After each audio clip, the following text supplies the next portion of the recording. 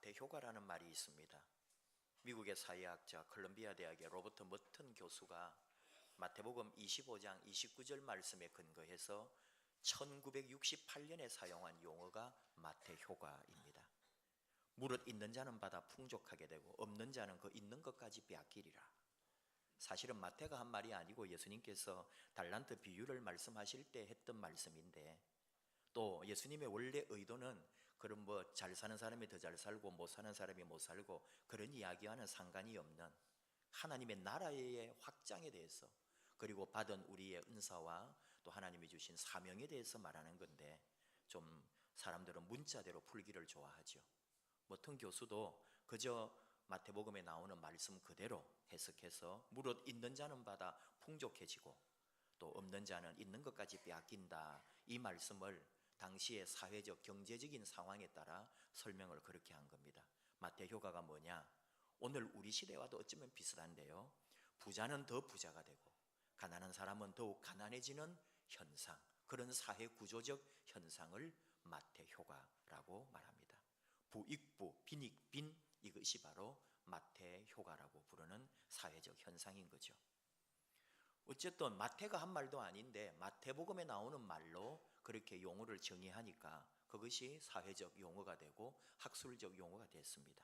그만큼 마태라고 하는 사람, 매튜라고 하는 말이 서구 사회에서는 대단히 귀한 말이고 이름이 소중하고 중요한 이름이다. 바로 이 마태가 또 예수님의 제자였기도 하고요. 재밌는 거는 이 마태가 사실은 예수님 만나기 전에 그런 구조를 가지고 있었다는 거죠. 삶의 그 현상 속에 영원히 부자가 될 수밖에 없는, 더 부자가 되고 더 부유케 되는 일에 그런 구조 속에 있었던 사람이 마태였습니다. 오늘 누가복음에 등장하는, 오늘 주신 말씀에 등장하는 바로 그 마태인 거죠. 예수님이 부르실 때, 나를 따르라 하실 때 그 세리의 모든 일을 버려두고 예수님을 따랐던 세리 마태, 그 사람입니다. 그리고 우리는 세리가 그 당시 유대인 사회에서 얼마나 큰 죄인으로 취급되고 얼마나 사람들로부터 어떤 욕설과 비난의 대상이었는지도 잘 알고 있죠. 그걸 알면서도 왜 세리가 될까요? 모든 사람이 싫어하고 욕하고 모든 사람이 매국노라고 손가락질하는데, 그런데도 그 세리의 자리에 가는 이유가 있지 않겠어요? 오직 하나, 돈 때문입니다. 돈이 됩니다. 그런 욕을 듣고 그런 말을 들어도 되는 이유는 돈인 거죠. 이 세리라고 하는 제도는 로마가 식민지 세금 징수와 관련하여 만드는 직책입니다. 물론 그 이전에도 아수르나 바벨론이나 페르시아나 수많은 헬라 제국의 그런 침범과 그런 식민지 생활을 하면서 이 이스라엘은 끊임없이 세금에 시달렸죠. 그런데 로마는 세계를 지배하면서 이 세금 징수를 좀 다르게 했습니다. 왜냐하면 세금을 거두는데 이 세금을 거두는 사람들이 중간에서 착복을 너무 많이 하는 거예요. 그 사람들은 누구냐면 다 로마가 임명한 로마에 관계되는 사람들이었어요. 그리고는 세금 거두어 가지고 중간에서 떼먹는 거죠. 그런 걸 로마가 너무나 잘 알고는 바꿉니다, 제도를. 그 식민지 자국민에게 세리권을 주고, 그리고 아예 계약을 맺는 거예요. 1년에 얼마를 세금을 거두어라. 그리고 나머지 월급도 없으니까 네가 알아서 그 나머지는 너는 네 것을 알아서 챙기고, 이렇게 계약을 맺어 놓은 거예요. 자국민, 이스라엘뿐만 아닙니다. 다른 나라, 로마가 다스리는 모든 식민지들을 그런 식으로 세금을 거두어 드린 거예요. 그러니까 로마는 떼낼 게 없죠. 중간에 누가 떼먹을 사람이 없는 거죠. 1년 계약을 맺었으니까 그거는 충당 딱 채워 넣어야 되니까. 대신에 나는 월급이 없으니까 세금을 더 거두는 수밖에 없는 구조를 가지고 있었던 거죠. 그래서 교묘하게 또는 악랄하게 권력을 의지하고 이 세리들은 세금을 거두었습니다. 그리고 세금을 내지 않으려고 하면 군대가 있으니까요. 로마 군대에 또 지원을 받아서 강제로라도 세금을 객출하는 거죠. 할 수 있는 만큼 동족 유대인들로부터 세금을 거두어 들인 사람들이 세리입니다.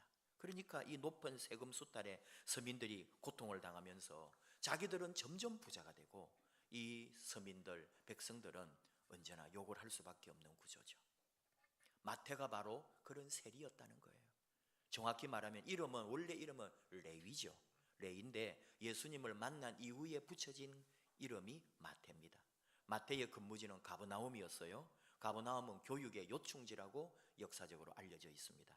다메섹에서 예루살렘으로 가는 중간에 있고, 짐을 실은 마차나 말들이나 낙타들이, 이 또 대상들이, 장사를 하는 대상들이 마태가 근무하는 이 세관에 멈추어서 2에서 12%까지 세금을, 관세를 지불하고 지나가야 했습니다.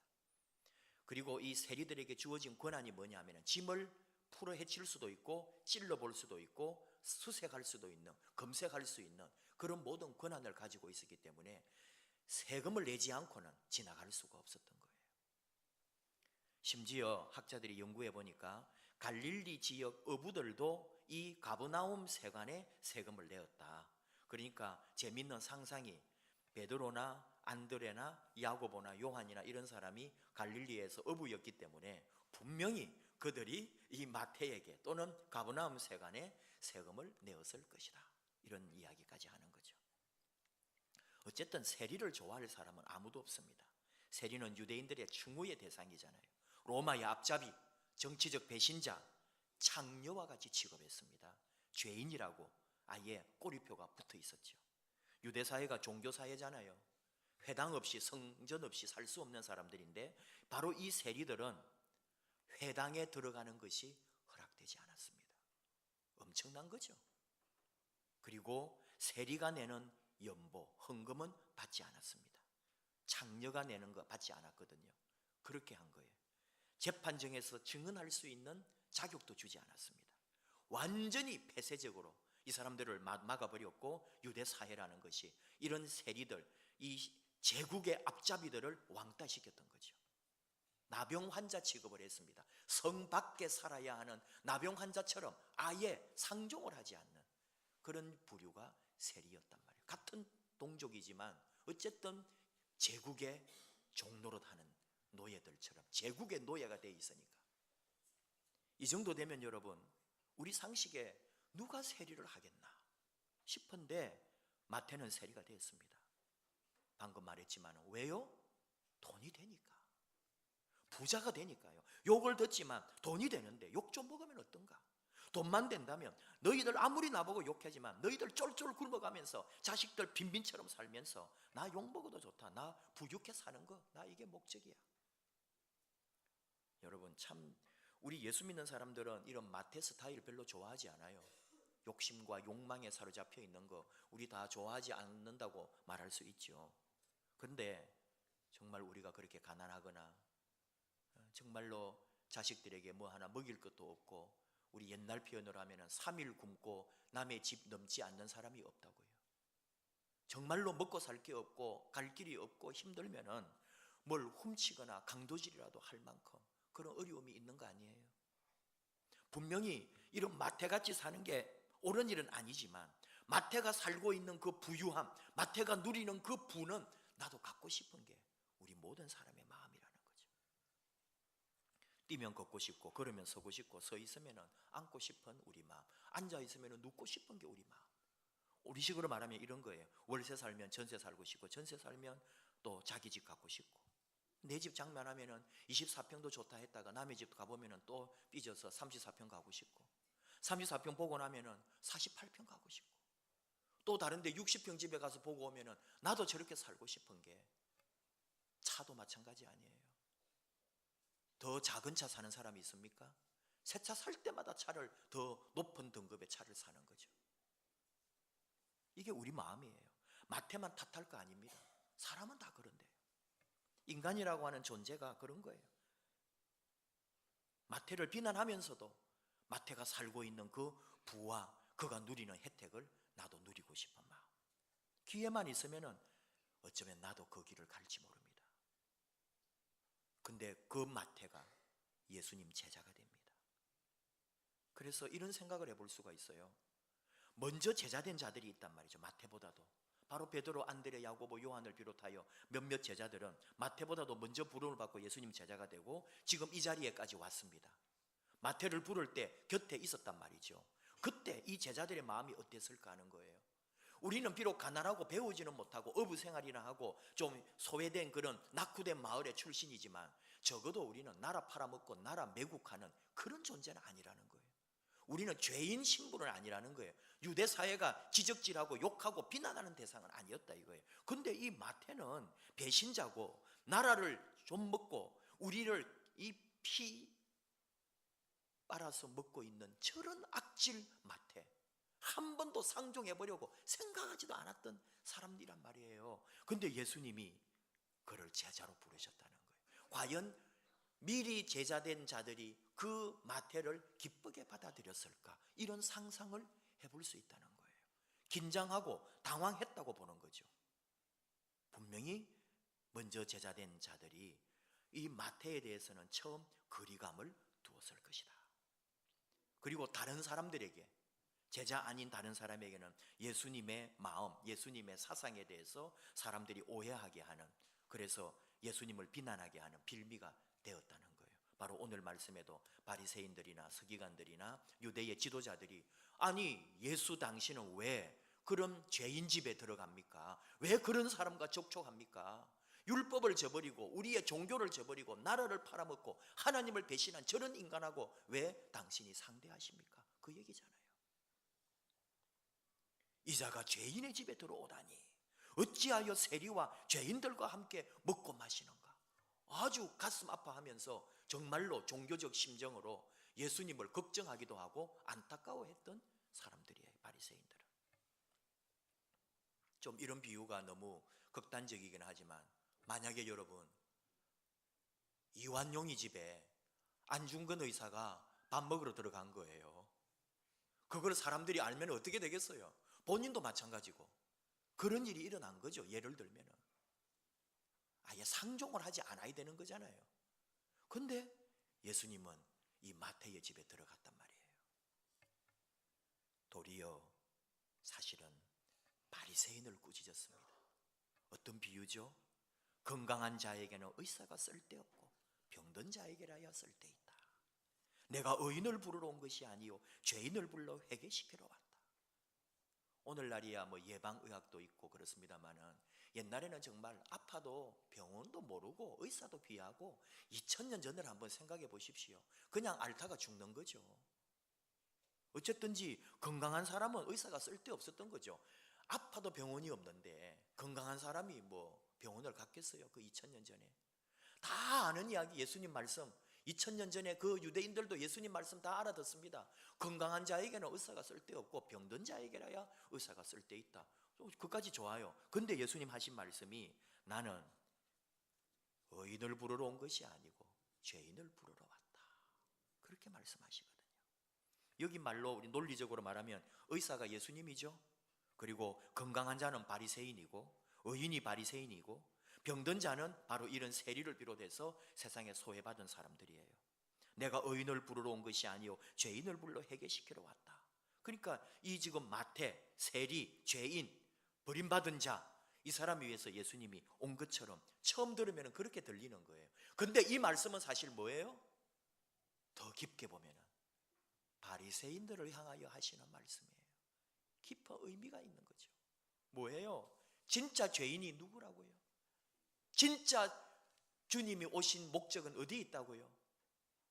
정말로 하나님으로부터 구원받아야 할 사람이 누군지, 죄인을 불러 구원하러 왔다고 할 때 그 죄인이 마태가 아니라 바로 너희들 바리새인들 서기관들 잘 믿는다고 하는 너희들을 위하여 내가 온 줄 아느냐. 이 역설의 말씀을 우리가 깨닫지 못한다면 오늘 이 말씀을 잘못 읽고 있는 거죠.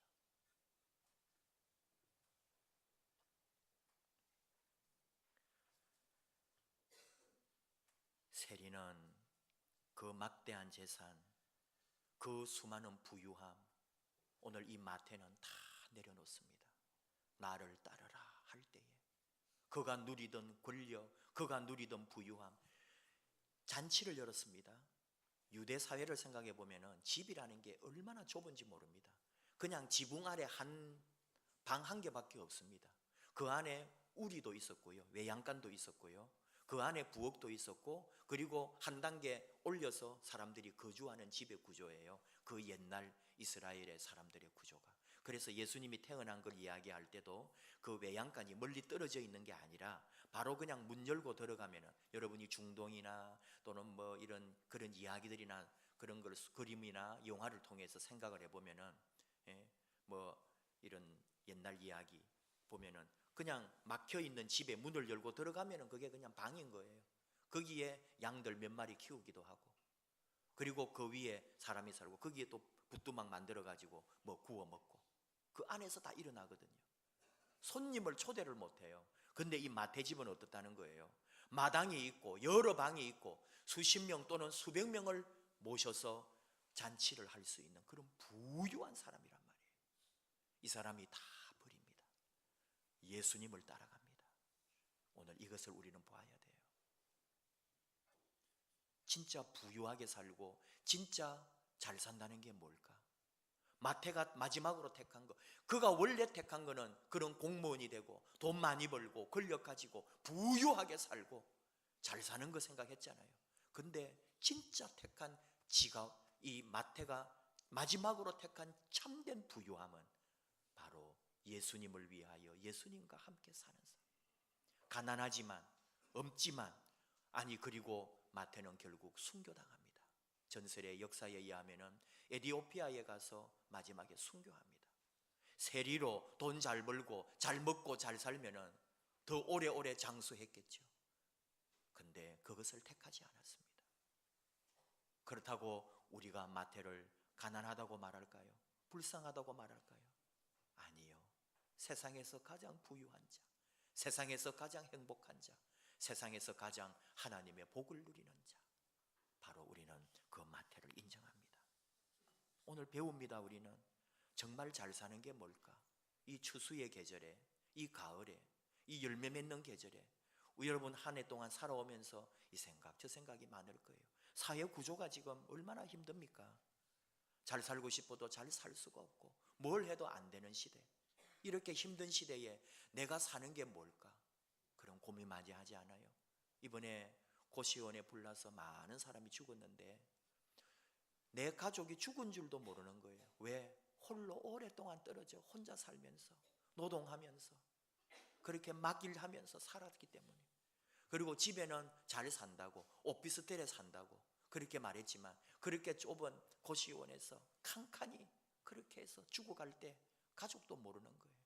이게 오늘 우리 시대. 가난한 자는 더 가난할 수밖에 없는 사회 구조 속에서 진짜 부유하고 잘 산다는 게 뭘까? 그 고민을 하지 않을 수가 없는 거죠. 오늘 마태를 통해서 우리는 배웁니다. 다 내려놓는 거예요.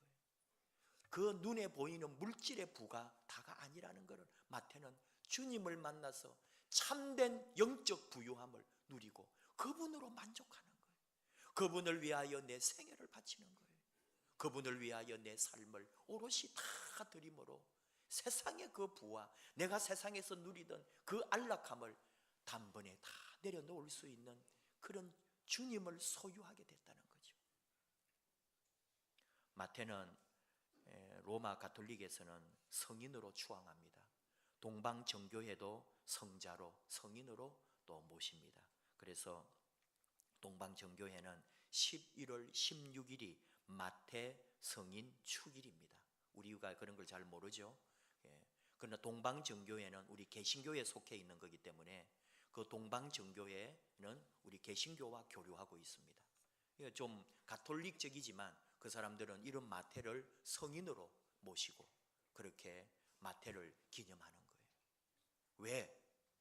그가 가진 세상의 부와 명예를 다 버리고 예수님을 택함으로써 진정한 하나님의 사람으로 주의 종이 되었기 때문에 그를 성인으로 모시는 거죠. 오늘 우리가 힘든 시대지만은 다시 한번 하나님을 바라봅니다.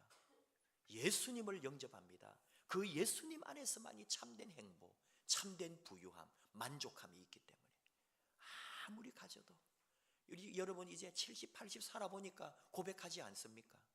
그렇게 열심히 살고 그렇게 벌고 그렇게 자식에게 투자했지만 정말 살아보니까 결과는 뭐예요?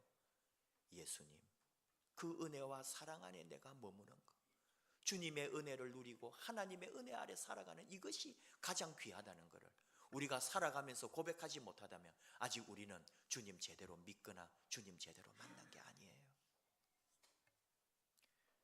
이번에 너무 우연히 책을 읽으면서 얼마나 제가 은혜를 받았는지, 이게 금요일에도 제가 한번 얘기를 했는데 자세하게 말씀을 못 드렸어요.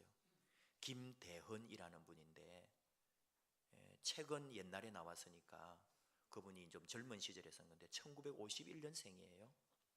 김응조 목사님이라고, 혹시 우리 어르신들 중에는 아시는 분이 있는지 모르겠습니다. 성결대에 종합대학 되기 전에 학장님이셨대요. 김응조 학장님 목사님이신데 그분의 손자더라고요, 이분이. 근데 어릴 때부터 이 김대헌이라는 분이 그 뭔가 신앙적인 고민과 신앙적인 게 참 강했더라고요. 아주 어린 시절에, 초등학교 그 시절에도 예수님은 누구시며 주님은 누구시며 하나님은 어떤 분이시며 정말 내가 하나님을 만나고 하나님을 따르고 하는 이 삶이 무엇인가를 늘 생각을 하면서 사는 그런 사람이었더라고요. 어린 나이에 벌써 10대 시절에, 더 어린 시절부터, 그리고는 중학교에 가서는 이게 더 심해진 거예요. 그리고 중학교 2학년 3월에 바로 이런 인생의 고민, 철학적 고민, 신앙의 고민, 이것으로 신경쇠약에 걸려가지고 중학교 2학년 3월에 쓰러집니다. 그리고 이분들이, 부모님들이 병원을 다 데리고 다니는 거죠. 약도 없고 치료제도 없고 뼈만 남아 앙상하게 말라가는 거예요. 그리고 모든 기력을 잃어버리고 병원에서도 데리고 가라 그래서 집에 누워서 자기가 생각해도 일어날 힘도 없고 말도 못하고 눈만 뻐끔뻐끔 뜨는데 그 어머니가 얼마나 눈물로 말라가고 죽어가는 아들을 보면서 어떻게 해줄 수도 없는 그 어머니의 눈빛만 보이지 자기도 아무런 힘이 없는 거예요. 그러면서도 의식 속에 오직 하나, 주님 당신은 누구십니까? 하나님 당신은 누구십니까? 하나님 어디 계십니까? 하면서 그것을 9개월 동안 3월에 쓰러져 가지고 10월 11월이 될 때까지, 그리고 머릿속에는 내가 이제 이렇게 죽는구나, 내가 이렇게 뼈만 남아서 정말로 아무것도 못 먹고 아무것도 못하고 내가 이렇게 죽어가는구나 하는 어느 날, 매일 새벽에 종소리를 듣고 그리고 꼼짝을 못하니까 그 새벽 종소리를 들으면서 기도하고 그렇게 해오던 9개월이 지난 어느 날, 새벽 종소리가 들리고 어머니가 새벽 기도하는 소리가 들리고 그 순간 꿈인 듯 환상인 듯 누가 방문을 열고 들어오는 거예요. 그리고 감홍시를 까서 입에 넣어주면서 이제 일어나라, 그 소리를 들었대요. 너무 놀라서 바라보니까 아무도 안 보이는데 자기 입술에 나온 고백은 예수님, 주님 하면서 주님을 만난 거예요. 그리고는 바로 그 시간부터 몸에 힘이 솟아나고 사람이 살이 변화되는 거예요. 그날로 매일매일 몸이 일어나서 건강을 회복하고 그렇게 하나님의 부름으로 새로운 인생을 살게 됐다는 거예요. 그리고 선생님을 하고 뭘 하고 대구 제일교회에서 열심으로, 저는 너무너무 우연히 이 책을 봤습니다. 제가 저쪽 교회에 있을 때 가져온 거고 그때 목사님이 남겨놓은 책들 중에 버릴 책 다 버리고 가져온 몇 권 중에 하나인데 그 책을 내가 왜 가져왔으며 가져와서는 읽지도 않았어요. 그냥 두다가 지금 10년 만에 꺼내본 거예요.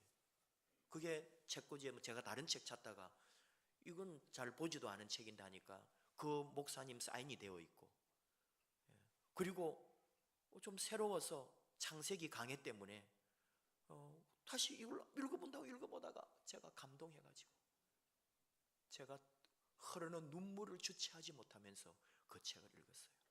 왜냐하면 저 역시 그 중학교 1학년 겨울방학 때 이모집에 이모 형제들 만나러 그 경남 고성 가려리 교회 부흥회 간 날이 부흥회를 하는 마지막 날이라 그냥 형제들과 함께 부흥회 참석을 하고 그 중학교 1학년 겨울방학 아직까지 어린 14살짜리가 그렇게 가서 부흥회를 다 마치고 기도하면서 마지막 그 강사님 인사 다 받고 같이 이제 다 불이 꺼지고 기도할 때 주님이 찾아오셔서 너도 저 목사처럼, 저 부흥 강사처럼 대한민국을 다 다니면서 복음을 전하는 일꾼이 되게 해줄게.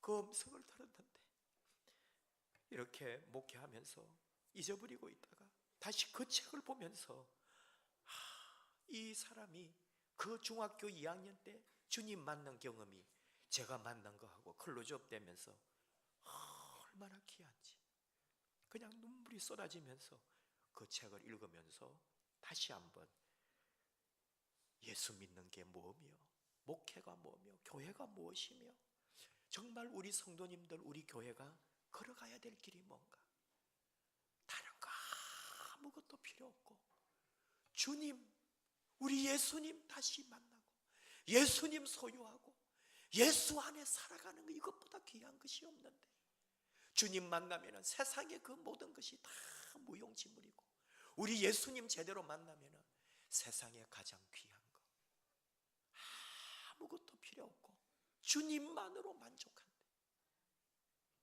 우리가 그런 은혜와 그런 역사 안에 살기를 원합니다. 이 어려운 시대 주님의 교회, 그런 우리가 만나서 이 아름다운 교회 공동체를 만들고 세상의 그 무엇이 아니라 우리 주님 때문에 내 영혼이 부유하고 내 삶이 풍성하고 하나님 은혜로 오직 예수님만을 위해서 내 삶을 다 드릴 수 있는 그런 믿음, 주님 만날 때 평안하고 주님 안에 있을 때 모든 것이 가능하다는 이 은혜와 이 역사를 다시 한번 경험하는 저와 여러분 되기를 원합니다. 세상에 누가 뭐라 해도 가장 복된 인생은 예수님 만나는 삶입니다. 예수님 만나서 같이 예수 믿는 사람, 그 사람을 얻어서 주님이 원하시는 이 아름다운 교회를 세워가는 것, 이 교회를 주님의 나라로 만들어가는 일, 세상을 아름다운 하나님의 나라로 만들어가는 일에 같이 부름받고 쓰임받는 것, 이것보다 더 귀한 일이 없는 줄 알고 세상에 누구보다도 부유한 사람으로, 세상에 누구보다도 부자로, 영의 부자로, 영혼의 부자로, 그래서 내가 가진 이 모든 것 만족하면서 세상에 가장 부유한 자로 예수님을 소유한 아름다운 하나님의 자녀들, 예수님을 따르는 아름다운 예수 제자 되는 저와 여러분 되기를 축복합니다. 우리 함께 찬양합시다. 예수님 이름 높이며 예수님 능력 의지하고 우리 예수님 따라가는 삶이 되기 원합니다. 오직 예수, 우리 예수님만 바라보며 나아갑시다.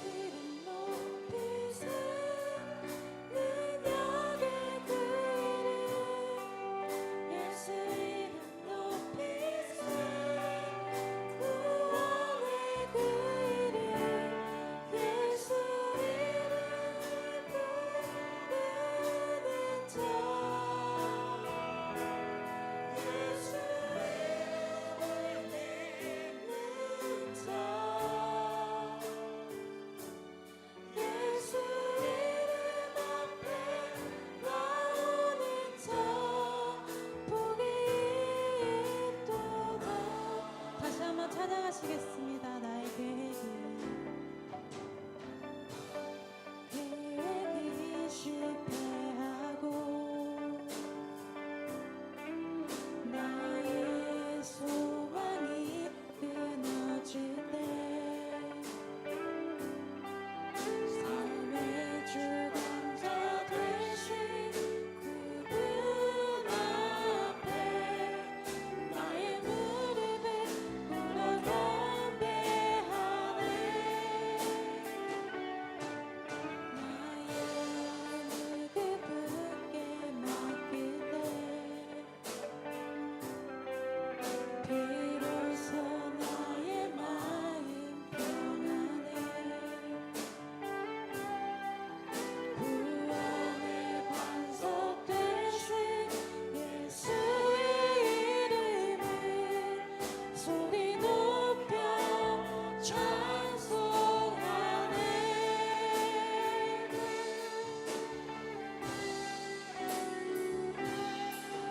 예수 이름 높이세. 능력의 그 이름 예수 이름 높이세. 구원의 그 이름 예수 이름을 부르는 자 예수 이름을 믿는 자 예수 이름 앞에 나오는 자 복이 있도. 예수 이름 높이세.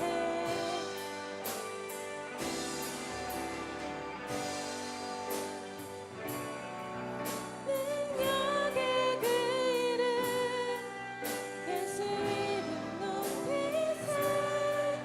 구원의 그 이름 예수 이름을 부르는 자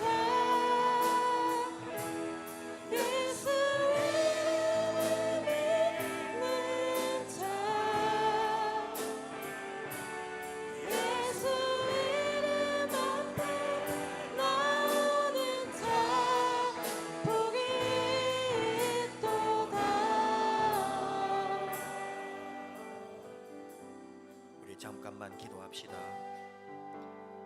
모두가 시인이 되고 모두가 철학자가 되는 이 아름다운 가을, 얼마 남지 않은 한 해, 그리고 지나온 인생길을 잠깐 멈추어 돌아봅니다. 내가 잘 살고 있는지, 내가 정말 예수 잘 믿고 있는지, 우리 주님 없으면은 이 믿음 생활이 무슨 의미가 있고, 주님 내 안에 계시지 않으면은 내가 가진 이 행복조차도 무슨 의미가 있습니까? 오직 우리 예수님, 내 계획이 혹 실패하고 내 소망이 끊어졌다 해도 삶의 주관자요 내 생명의 주인이신 주님 앞에 무릎 꿇습니다. 내 삶을 온전히 우리 예수님에게 맡깁니다. 영원히 나와 함께 하시고 우리 주 예수님이 나의 모든 것 되시옵소서. 주님 때문에 살고 주님 때문에 새롭게 되고 주님 때문에 부유하고 주님 때문에 능력 있고 주님 때문에 소망 있고 주님 때문에 오늘도 이 기쁨과 영광과 찬송을 올려드립니다. 주님, 나를 받아주십시오. 온전히 우리 주님 앞에 내 자신을 드리고 주님의 은혜와 주님의 능력으로 이 세상 믿음으로 영으로 부유케 살아가는 우리 되게 해달라고 주여 부르고 같이 기도하겠습니다. 주여, 감사합니다. 아버지, 이 시간을 주시고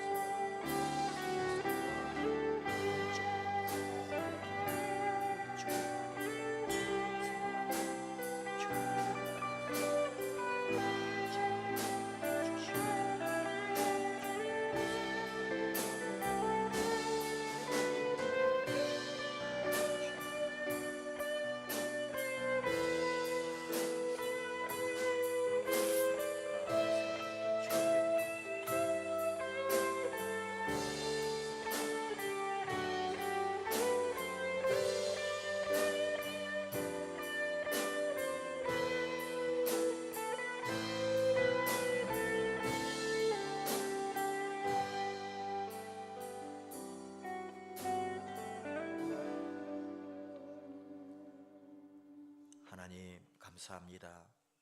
우리를 하나님의 자녀 삼아 주셔서 감사합니다. 하나님 은혜 따라 살게 해 주셔서 감사합니다.